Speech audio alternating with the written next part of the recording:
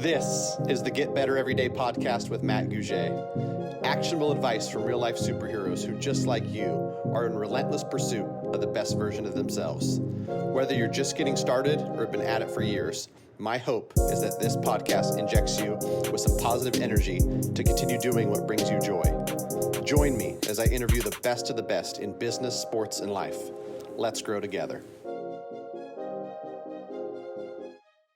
All right, Matt Gouget, Get Better Everyday podcast. I'm excited. My buddy Rene, Jacques on the podcast today. I'm excited to just have a conversation, catch up with you. I think it's been a while since we've chatted. So let's start. Rene Jacques. Who is Rene Jacques? Give us a quick background.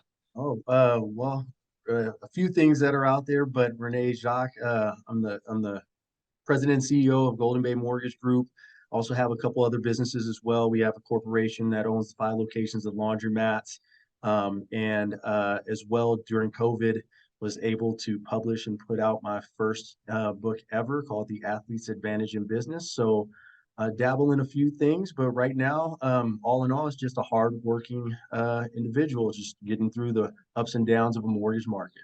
Right. Yeah. And I think that a lot of people, in these times, no matter what the industry is, we're headed into a tougher economy than we've seen. 2020 and 2021 was a fun time for a lot of folks, no matter what business they were in. So I'm excited to talk to you. I think we're coming up on the 2-year anniversary of The Athlete's Advantage for Business. I don't want to skip past it too quick. It's an amazing book, and a guy who loves sports it'll be tough to call me an athlete, right? But I played sports recreationally. It's really cool for me to see all these athletes. I was listening to Matt Barnes and the stuff that he's doing with his podcast and his post-sports career, and all these athletes. Like, man, it seems to be a theme. Like, these high-level athletes are also high-level business folks. The Athlete's Advantage for Business, it's a phenomenal book. So check that out if you haven't already and you're listening to this. I'd love to get into maybe a little bit of background on what you did in sports and in college. Stingers up. We're both Sac State Hornets, and right. And we'll go from there, because I think a lot of it translates.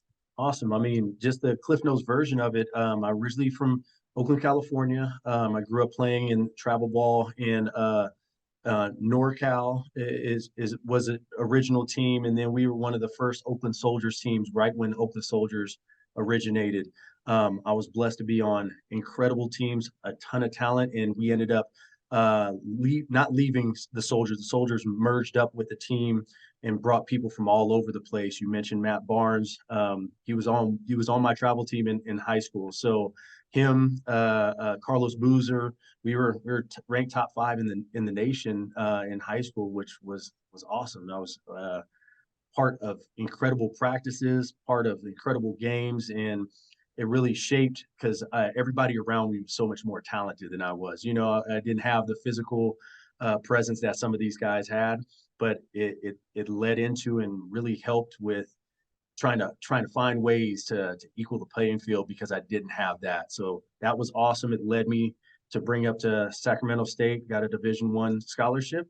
It was the second year that Sacramento State went Division I, and as opposed to how things were just amazing and over the top, and being ranked in the nation, we were starting a program, and it was rough. I got to see both sides of the goods and the bads about sport, but again, shaped me hugely for what's coming forward, because it's really what led into how important the team is and who you're around and things like that. So, basketball did afford me to get a degree in business with a concentration in real estate.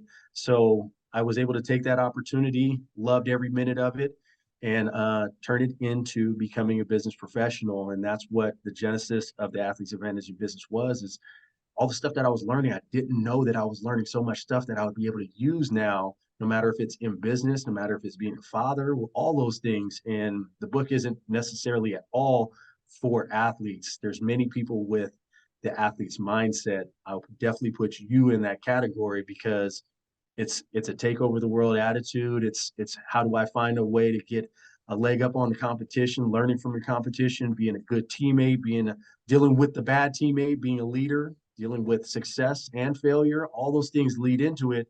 And that's what the mindset is that's behind it.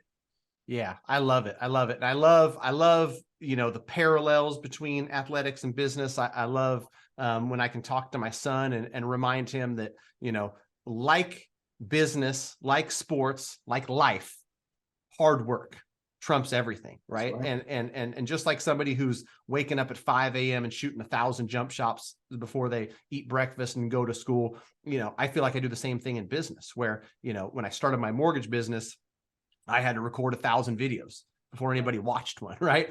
So all the hard work in the dark. What would you say are the things that for sure translate for you in your head that you learned from your time, travel ball, Sac State basketball, that you see show up in your everyday business, whether it's CEO of Golden Bay or running the laundry bats? When I would, one of the main things for me, and I've seen it from the opposite side. I was around such good talent that they didn't have to put a lot of extra talent, time into it. But as they continued to go up the ranks, you'd see the ones that weren't the hardest workers get up to college and then had to fight for every minute they have, and you see that it changed. And then even the ones that progressed to the NBA, it was cool seeing it from that side. I know from my end of it, if I were just to do what was told to me by the coaches or prescribed to me as the extra work, I could only go so far. The real growth happens when nobody's looking. It's what happens, the extra work you're putting in when nobody's around, you're not impressing the coach and anything like that. And that's the same thing with anything business wise. COVID was crazy. We were busy in the mortgage industry, but there was stuff that was going on outside of business hours, even when I wasn't working on loans that were bigger picture things. The effort has to happen when people aren't watching to be successful, in my opinion. Yeah, I wanted to pull some stuff out of you too because I know that you've got lessons from coaches who have coached you, and Mhm. anybody who's played in organized sports. You get lessons as a coach. I see you as a great leader, husband, father, business owner, and I know enough about your organizations to know that you're a high level leader. Right. So I'd love to maybe get some tactical advice. I learned this. This resonated with me and worked well with me being on a team with a great leader. And now I've implemented this in my life, whether it's personal life or business life. What are some things that you've implemented as a leader? Well, I mean, I I literally try to match almost everything that we do to a team setting. I know on a team, you have your strengths. You always want to bring the teammates best out of them. So, if you're a specialist in something, I want you to be in that position. I know what I'm good at, what I'm not as good at. I lean on my teammates to make sure that they make up for the things that I'm not strong at. So those are all things. I I got into the mortgage industry and I wasn't implementing that theory behind it. I had my hands in so many things that I actually stunted my growth. I slowed down my potential for production because of wanting to be in control of it all. The reality is trying to find people who have the same goals, the same drive as you to get to the next level, and can work off of each other very very well to where you guys can be better together is what it is. I don't have um, a single business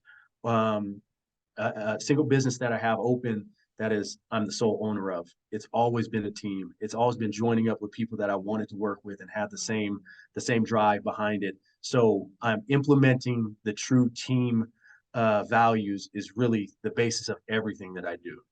Yeah, you can't play guard and forward and center, man. You got That's right. to you got to have some pieces. Um, That's uh, right. another thing I know that you do at a high level is fitness, and I remember you're going to have to remind me how long ago this was, and I don't know what sparked it, so I'd love to hear the story of entering a fitness competition. Where Yeah. I'm like, man, I know this guy's high level mortgage. This guy is a dedicated family man. He's got kids, and oh, by the way, on the side, he's going to enter a fitness competition, right? Man. Yeah. Tell me a little bit about that. That must have been 3 or 4 years ago. Actually, I think it happened during COVID. So Okay. I'm a little bit over 2 years out of it now. So crazy thing, obviously, I'm 42 now. I was about to turn 40. Everybody has that thing when you're hitting the milestone, you're gonna be in the best shape of your life. But I don't half-ass anything. Anything that I do, I say I'm going to go full force on it. Didn't want to just say that I was going to be in the best shape of my life. I wanted to prove it. Now, a fitness competition, it was a physique show, not my jam, not something, it was a one and done for me. But the thing that was cool about it is it was more of a mental test than it was a physical test for me. And I love food. I love drinking. I love wine to none end. I had to give up a lot of the stuff that I love to do, and then the world shut down on us. It was almost when I was a few months into it, I was like, uh, this is for a reason. I'm at home. I was finding ways to get into some fitness places and get workouts in at home and things like that. But when you're at home, I mean, all I wanted to do was cook some good food and eat and stuff like that. I could do none of it. It was like making the test even harder. And then my competition was supposed to be in June. It Since everything was shut down, it got canceled and it pushed back into July. It just happened to be the week after the 4th of July. So granted, we were able to kind of gather socially with some people right before the show was about to happen. And every bit of food under the sun that I loved was there. I was kind of going into the lion's den of temptation at the time. And it was like the perfect thing to go into and just prove to myself that my mind is stronger than the body and the desire to do some of the things that bring pleasure into my life, and it was not only just an eye-opening experience, but I wanted to show my kids, for one. For two, prove to myself that anything that I put my head to that I can get accomplished is something that even as a 40-year-old older man is, I never thought I'd get to 40. Now I'm 40 plus. I had to kind of prove to myself, could I still be that disciplined? And there's nothing that I know that I can't do, because I continue to try to test that theory. Yeah. I mean, I love that. And I think like what came to mind, a light bulb came on for me with that specific example, is it's you versus you. Because nobody's there at 8:30 at night when you go out to the kitchen for a glass of water. You're like, oh man, the kids have some leftover brownies on the counter, and those daily disciplines where you don't have to do the fitness competition. Nobody's making you do it. Just like nobody's making you make an extra 10 calls per week. No one's making you record YouTube videos. No one's making you, put in the hours upon hours of work that it takes to have a successful business. And so I think for listeners of the Get Better Everyday podcast, I want this to sink in. There's Rene, Jacques, and high level folks that constantly test themselves to make sure they've got what it takes to put in the hard work, because no matter what it is, it's ultimately you versus you, right? And you want to succeed in anything. I think that I've interviewed enough people, I've been around enough people that have reached the highest of the highs, with nothing more than the will to succeed and unrelenting pursuit towards that, right?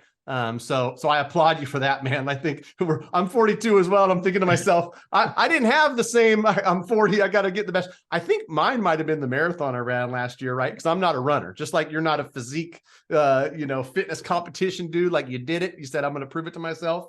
I ran a marathon and 880 miles during 2021 just to say that I could, even imperfect as I am and 215 pounds. Got out there and logged those miles. Incredible. Let me ask you this: through that process, did you surprise yourself? I did. I mean, I literally, I surprised myself on multiple times where, mortgage, family, all the things going on, and it's on your calendar. I got to run 16 miles today. 16 miles doesn't happen in 15 No, minutes, it doesn't. right? Like that's a 3.5 hour time block for big, slow runners like me. And so, speaking of that too, Dave Rodriguez, he was processing loans for me in 2021. He said, I used to call you, Matt, every time I called you. You're on. I was running along Lake Natoma, just taking calls and continuing to do what I got to do for business. So, man, that's awesome stuff. So, I'd love to also dig in too, because you have success at one business. What drives you to go out there and say, you know what, I might try laundromats. I might see what's going on with that space. Well, here's the thing. Let's be completely honest, man. Success is not linear in any way, shape, or form. There's peaks and valleys of it all. I'll never act like what we've built up to has been easy or just all building up towards something.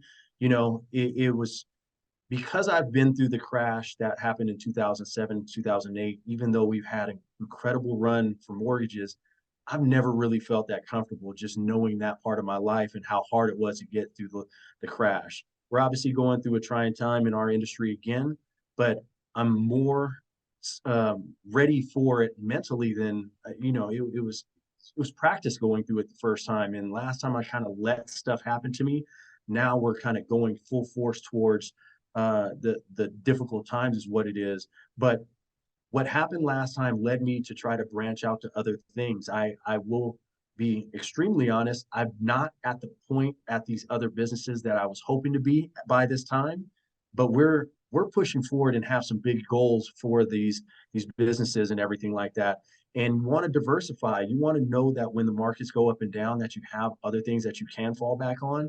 And every seed I'm planting with these other things, no matter if it fails or not, are things that can help my family and my kids going forward for when we do hit the right hit, if it ends up being a home run, things like that. And I do think we have the groundwork for that. It's a real desire to make sure that my family is taken care of no matter what happens out there. That's where it's a burning desire of. And really, before I started opening laundromats, the changing time was when my father passed. It was a little over 4 years ago, and you know, the guy who I thought was Superman was no longer there anymore. And you think you have all this time, and I'm going in the right direction, but not fast enough, in my opinion, and thinking that there's plenty of time to get there. You don't know how much time we have. So I stopped just thinking that it was going to happen on its own and wanted to really get after it. That's where the desire came from, is that life-changing event and wanting to make sure if something were to happen to me that we had things in place for my kids. Yeah, I know you're close to your dad, and so rest in peace and thoughts on that. What came out of that was a little bit of a reminder that I think a lot of us have that desire inside. I know I do too. That I want my kids to have things I didn't have. I want my wife to be taken care of for sticking by my side, and the big dummy that she married in our 20s. I want this to pay off for, right? And so you mentioned something about mindset, and I think this is something that everybody can take away. There's going to be good. There's going to be bad. Any business, any venture you take where you're trying to get better every day, whether that's in your health, whether that's wealth, whether that's relationships, there's going to be setback. And so I think mindset is extremely important. I know you talk about it in your book. What would you have to say about mindset, especially knowing that, for a lot of us, we're headed into a storm? Yeah, that's right. And one thing, it didn't actually make the book. I think I've kind of wrapped my brain around it afterwards in retrospect, looking back at some of the stuff that led up to the book and things like that. And I'm talking about the crash. I'm talking about going through the physique competition. I'll say even right now, going through the market that we're in, the mindset I don't do well with excuses, and I being sorry for myself. Those are things that I had to really be honest with myself and kind of get out of the way. Saying that I wanted to do this in life, but my actions being something different. So I got at least on a groundwork of where that stuff was out the window. But then what I've realized looking backwards, I now call it a breakthrough indicator. So what I mean by that, let me go back to the physique competition. I wanted to quit so many times. And I was, feeling like I was at a breaking point where I wanted to quit and things like that. I know there was one specific time I thought it was over. For one, I got to the date that I thought the show was. I could have quit at that time. I had more than a month left to the show, but I did not let it happen at that time. It's that uncomfortable feeling that you feel like you cannot take the next step, where all the work that you got up to might all be for naught. And it's the fork in the road. I call that uncomfortable feeling. I call that a breakthrough indicator, because you know what has happened right afterwards. Every time I feel like it was the end of the rope, it's where the growth in the best part of the story has happened every time. We're going through a super challenging time in this office. I told you I was more mentally prepared for this now than I ever was. And believe me, there's been plenty of mornings. Am I doing the right thing? If the sacrifice that's happening right now, is it going to be all be for naught? Are we going to be here next year? All those things go through your mind at it. But I feel like because of my past trials and tribulations, that this is another breakthrough indicator. So take that and apply it to your life. What are the things that make you feel like you're at your breaking point? Anybody listening to it, that's actually the feeling that you need to be looking for, because that's the breakthrough indicator that tells you that things are going to be changing in the right direction. Right. You're gonna be tested, and I think that a lot of people need to hear that, you don't have to pass every test, right? You want to be tested though, because you want to prove to yourself that yes, I can get past this. And thinking about you and all the great stuff you're doing, I think that, like you said, I'll get this feeling sometimes where it's like, I've been through things, so I'm stronger. I'm stronger now. And I know you've got a big, new, beautiful office, and with growth comes bigger challenges, right? Like, you've been through things, you've seen things, you're stronger, you're well prepared. You've got more people on your shoulders in 2022 and 2023 than the Rene Jacques that gone through that, but you're 10x as strong, right? Physically, mentally, all of it. And so I'd love, because I love analogies, I'd love for you to talk about playing offense versus playing defense, because I think this is something important for people to hear. When it comes to your mindset and anything you're trying to achieve, rather than playing defense and trying not to fail and trying to dodge bullets, what would you say about playing offense and being intentional about success? What a great question, and the concept is so rock solid. The thing is, when again, the market is what it is. You have to attack it to try to get through it, right? That's what you're talking about, playing offense and going through it. I'll say this: fear of failure is something that we all have. I will tell you this: I'm one of the biggest most failing people that you might have ever met. I failed more in my life than 99% of the people out there. I do believe successful people have a good relationship with failure. And I'm not at all saying that means you're a good loser. That's not what I'm talking about. Does failing bring the best out of you? Does the fear of failure make you work harder, make you get dialed in more, make you keep your attitude the right way to get through tough things or good things or bad things or middle of the road things? So the fear, the relationship with failure is a big thing. And I don't know about you, because I failed so many times, I'm not scared of it one bit. Any of my companies could be ran into the ground, and it will all be something that I can learn from. I don't think it's going to happen. I won't let it happen. It just drives me to get up earlier every single day, be ready mentally. I can't come into my office and be the leader I want to be if I'm not eating right, if I'm not taking care of my body, if I'm not filling my brain with positive things on a daily basis. And that's how I attack the day. That's how I come in here with the right mindset. And because I can't ask other people to be the ones that are filling up my passion cup, is what I call it. Like, it has to come from within, and hopefully I can help them and bring the energy to this office and in the other businesses to hit the next level and all get on the bus together. Oh man, I love it. I can't think of a better place to end it, because you said it so perfectly. And I think that, for anybody listening, no matter what you're going after, if you're sitting still, you have no chance at failure, right? If you're failing, it means that you're moving forward. And, winners act fast. They don't wait for it to be perfect to take action. They're taking action. This worked, lean in. This didn't work, I failed, learn from it, change direction, right? And you're always moving forward. If you're not failing, you're probably not moving. You're probably not acting fast enough, and you're probably not attacking growth as much as you could. I appreciate the heck out of you coming on, man. This was an awesome conversation. Thank you for having me. It's always great speaking with you, and man, it's great being around great people like you, man. I like the winner's mindset. I like the winner's energy. I like the athlete's advantage in business. Check that out on Amazon. We'll leave links to anything else. Is there anything else you want to shout out or say before we wrap it up?